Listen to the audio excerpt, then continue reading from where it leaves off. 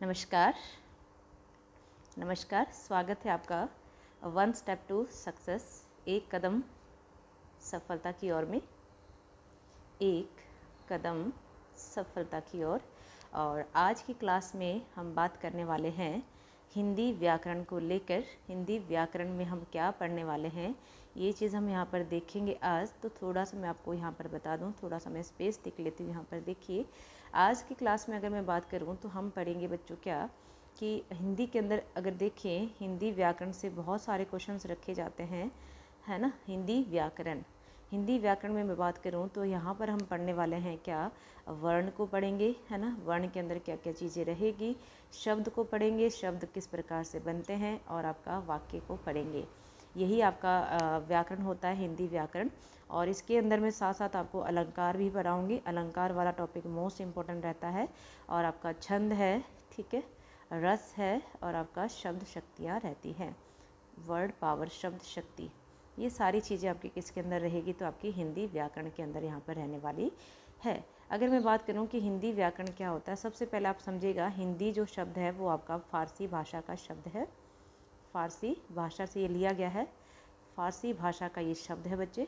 और अगर व्याकरण की बात की जाए तो व्याकरण का मतलब होता है, ये बना आपका वी धन आ धन क्री धन अन से बना है।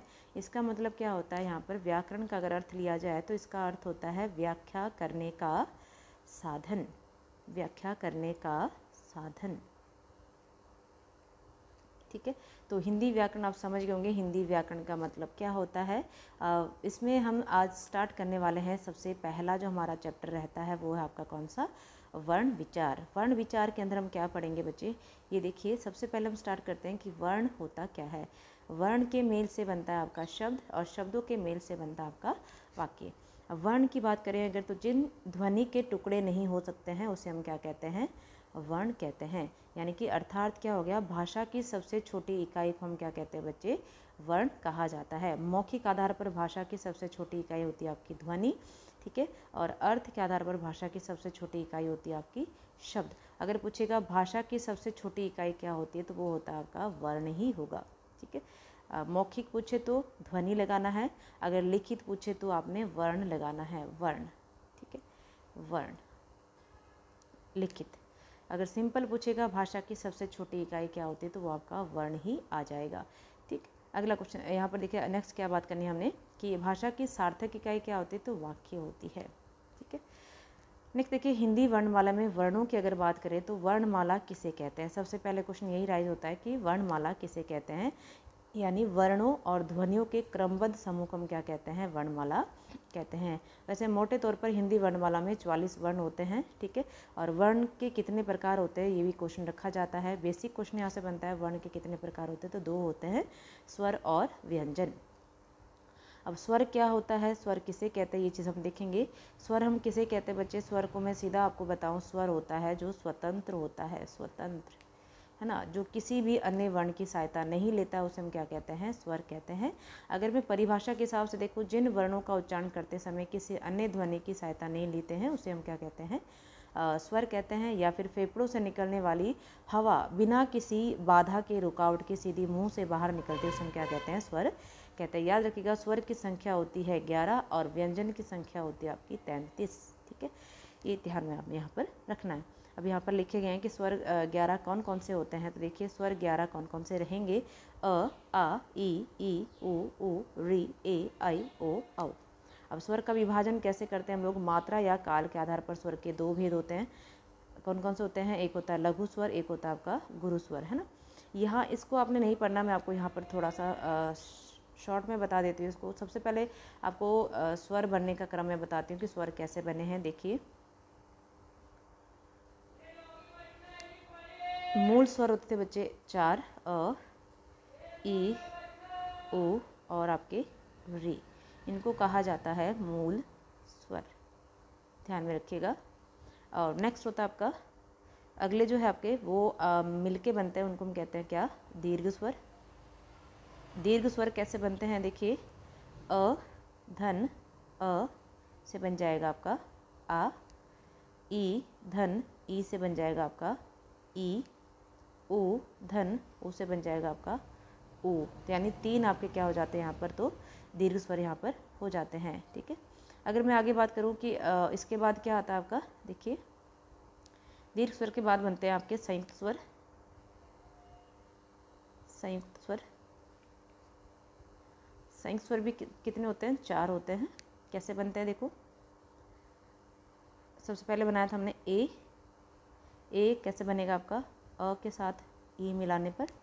और आई कैसे बनेगा, आई अ के साथ ए मिलाने पर। फिर आता है ओ बनता है आपका अ के साथ ओ मिलाने पर। और आउ बनता है आपका अ के साथ ओ मिलाने पर। इस तरीके से आपके संयुक्त स्वर कितने निकल आते हैं, तो 4, ए आई ओ औ। ठीक है, अब बात करते हैं कि इसके आधार क्या क्या बनते हैं। जो 2 वर्ण होते हैं बच्चे, कौन से, अंग और आह, वो होता है आपके क्या, अयोग वाह। उनको हम क्या कहते हैं, अयोग वाह स्वर उनको कहा जाता है। ठीक है, बिना स्वर के वो नहीं चल सकते हैं, तभी इनका नाम क्या होता है, अयोग वाह इन्हें कहा जाता है। अगला देखिए, स्वर के आधार कैसे बनते हैं। यहाँ पर देखा जाए तो यहाँ पर हमने ध्यान रखना है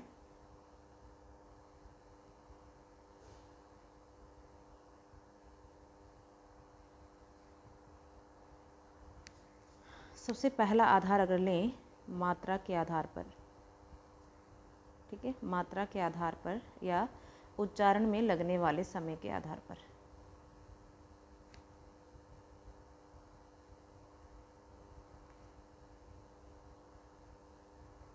कितने भेद होंगे, तो 3 भेद होते हैं। ठीक है, मात्रा या उच्चारण में लगने वाले समय के आधार पर कितने भेद हो जाएंगे, 3। पहला होता है यहाँ पर ह्रस्व स्वर, दूसरा होता है दीर्घ स्वर, और तीसरा होता है यहाँ पर प्लुत स्वर। ह्रस्व स्वर क्या होता है, जिसके उच्चारण में हमें 1 गुना समय लगता है, यानी कि जो मूल स्वर आपके वो क्या होता है, ह्रस्व स्वर अ, ई, उ और री। इन्हीं को हम एक मात्रिक भी बोलते हैं बच्चे, है ना। इन्हीं को हम क्या बोलते हैं, लघु स्वर भी कहते हैं। दीर्घ स्वर क्या होता है, जिन्हें हम गुरु स्वर भी कहते हैं, 2 ही मात्रिक भी कहते हैं। मतलब क्या होता है, जिसके उच्चारण में 2 गुना समय लगता है। ये इनके अलावा जो बच गए हैं वो क्या होते हैं आपके सारे के सारे दीर्घ स्वर। आ हो गया, ई, उ और आपका ए, आई, ओ और औ, ये सारे के सारे क्या होते हैं आपके, तो दीर्घ स्वर में आ जाते हैं। ठीक है, और प्लुत स्वर क्या होता है, प्लुत में आपने ध्यान रखना है, प्लुत स्वर जो होता है आपका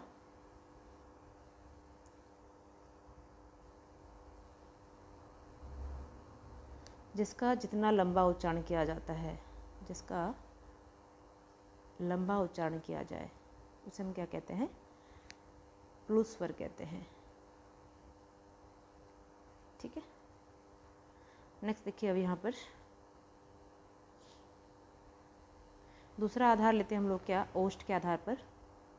दूसरा आधार मैं यही पढ़ा देती हूँ आपको। ओष्ठ के आधार पर क्या होता है बच्चे, ओष्ठ के आधार पर अब देखो मैंने आपको बनने का क्रम बता दिया कि संयुक्त स्वर कैसे बनते हैं, यहाँ पर लिखा भी गया है यहाँ पर ये, और दीर्घ स्वर कैसे बने, है ना। ये दोनों चीज़ें बहुत अच्छे से ध्यान रखिएगा आप लोग।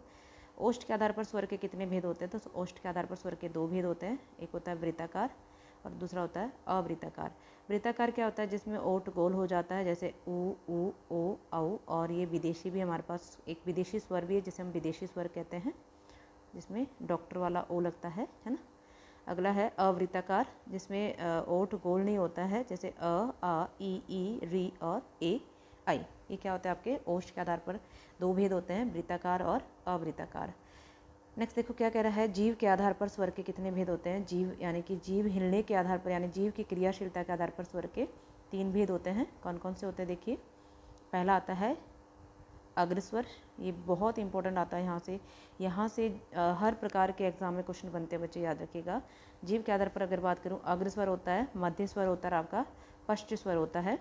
ठीक है, अग्र मतलब आगे वाला, मध्य मतलब बीच वाला, पश्च यानी पीछे वाला। अग्रस्वर क्या होता है, जिन स्वरों का उच्चारण करते समय जीवा का अगला भाग सक्रिय होता है उसे हम क्या कहते हैं, अग्रस्वर कहते हैं। और अग्रस्वर कौन कौन से होते हैं, ई, ए, आई और री। अगला आता है मध्य स्वर। मध्य स्वर यानी जिन स्वरों का उच्चारण करते समय जीवा का मध्य भाग सक्रिय होता है उसे मध्य स्वर कहते हैं। यहाँ पर एक ही वर्ण होता है, कौन सा, अ। पश्च स्वर क्या होता है, जिन स्वरों का उच्चारण करते समय जीवा का अंतिम भाग सक्रिय होता है उसे हम पश्च स्वर कहते हैं या पश्च स्वर कहते हैं। ठीक है, ये होता है आपका क्या, आ उ ओ औ। ये आपका जो डॉक्टर वाला ओ है यानी विदेशी जो स्वर है वो भी इसी में आ जाएगा। अगला आता है हमारा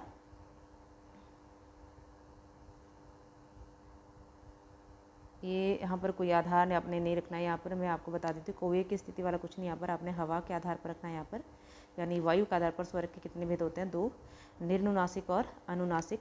निर्नुनासिक क्या होता है, जिन स्वरों का उच्चारण करते समय यानी कि नासिका विवरण बंद रहता है, जिससे हवा सीधी मुख से बाहर निकलती है, उसे हम क्या कहते हैं, निर्नुनासिक स्वर यहाँ पर कहा जाता है। यानी कहने का मतलब बच्चे जिनके ऊपर हम बिंदी का प्रयोग नहीं करते उन्हें हम क्या कहते हैं, निर्नुनासिक। निर यानी नहीं, नुनासिक यानी अनुनासिक यानी जिसमें हम अनुस्वार वगैरह जो होते हैं ये चंद्र बिंदु टाइप होते हैं वो उसमें यूज़ नहीं करते। और अनुनासिक क्या होता है, जिनमें ये सारे के सारे क्या लगे होते हैं, ऊपर चंद्र बिंदु लगा होता है, उन्हें हम क्या कहते हैं, अनुनासिक स्वर कहा जाता है। ठीक है, अयोगवा मैंने आपको बता दिया, जो ना तो स्वर होता है ना व्यंजन होता है उसे हम क्या कहते हैं, अयोगवा। अयोगवा के 2 होते हैं, अनुस्वार और विसर्ग। अब देखो अनुस्वार क्या होता है, जिन वर्णों का उच्चारण करते समय हवा नाक के द्वारा बाहर निकलती है उसे हम अनुस्वार कहते हैं। अनुस्वार से पहले अ का स्वर निकलता है, अनुस्वार के बाद य, र, ल, व, श, स, ह आदि आते हैं। ठीक है, विसर्ग क्या होता है, विसर्ग उच्चारण करते समय ह ध्वनि निकलती है, उसे हम क्या कहते हैं, विसर्ग। ह ध्वनि यहाँ पर जरूर पड़ी जाती है, किसमें, विसर्ग में। ठीक है, जैसे प्रातः, अतः। ठीक है, ये मैं आपको एक साथ ही पढ़ाऊंगी, यहाँ पर इन्होंने स्वर का उच्चारण रखा है लेकिन इसको एक साथ करेंगे सारा का सारा। अब देखते हैं अगला आधार क्या आता है। यहाँ पर तालु या तालु की स्थिति के आधार पर या मुख की आकृति कैसे होती है, तो 4 प्रकार होते हैं इसके, 4 भेद होते हैं। पहला होता है समृद्ध, विवृत, अर्ध समृद्ध और अर्ध विवृत। ठीक है, समृद्ध क्या होता है, समृद्ध का मतलब होता है बिल्कुल बंद। जिन स्वर का उच्चारण करते समय क्या होता है, जिन स्वर का उच्चारण करते समय जीवा का अगला भाग अधिक ऊंचाई पर उठता है उसे समृद्ध कहा जाता है। यानी कि मतलब कि यहाँ पर ऐसा लगता है कि पूरा का पूरा मुख विवर हमारा क्या है बच्चे, मुख विवर की बात करता है यहाँ पर, मुख विवर, पूरा का पूरा मुख विवर हमारा बंद रहता है। इसमें आते हैं हमारे ई और ऊ। ठीक है, अर्ध समृद्ध में आता है हमारा क्या, जिन स्वर का उच्चारण करते समय जीवा समृद्ध स्वर से कम ऊंचाई पर उठती है उसे हम क्या कहते हैं, अर्ध समृद्ध कहते हैं। ये पढ़ने की आवश्यकता नहीं पड़ेगी आपको, इसमें 2 आते हैं, ए और ओ। विवृत में आता है जिन स्वरों को उच्चारण करते समय मुख संपूर्णतः खुला रहता है उसे हम क्या कहते हैं, आ, विवृत स्वर होता है। और अर्ध विवृत का मतलब यहाँ पर क्या आ जाएगा, जिसमें आधा खुला रहता है, ए, आई आ जाएगा, ओ आ जाएगा, अ आ जाएगा और ओ आ जाएगा इसमें। ठीक है, अब मैं इसको थोड़ा सा सिंपली आपको बता दूँ कैसे याद कर सकते हैं आप इसको। देखिए, समृद्ध, समृद्ध मतलब बिल्कुल बंद, अर्ध समृद्ध मतलब आधा बंद, विवृत मतलब खुला, अर्ध विवृत मतलब आधा खुला। ठीक है, सबसे पहले आप यहाँ पर ध्यान रखें, आ।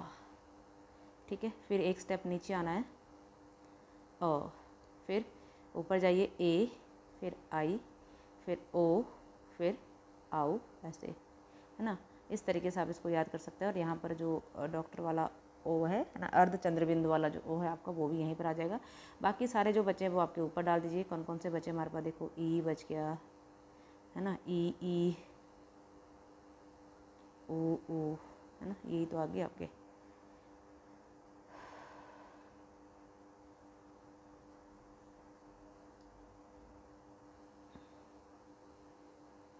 चार आपके क्या हो जाएंगे, समृद्ध। क्लियर, बस ये आपका यहाँ पर स्वर आधार यहाँ पर ख़त्म हो जाता है। आज की क्लास में हम इतना ही पढ़ेंगे, क्योंकि इससे आगे हम कल पढ़ेंगे व्यंजन क्या है ना, व्यंजन का उच्चारण स्थान क्या होता है, ये चीज़ मैं आपको कल पढ़ाऊँगी। ठीक है, अगली क्लास में इसको डिस्कस करेंगे। और कुछ इसमें PYQs भी हम लगाएंगे है ना, कुछ क्वेश्चंस भी इसमें सॉल्व करेंगे हम लोग। तो आज के लिए इतने बच्चों, मुझे कुछ अर्जेंट काम पे जाना है, तो उसके लिए सॉरी। इस क्लास को मैं कल कंटिन्यू आपसे कराऊंगी। Okay, thank you so much.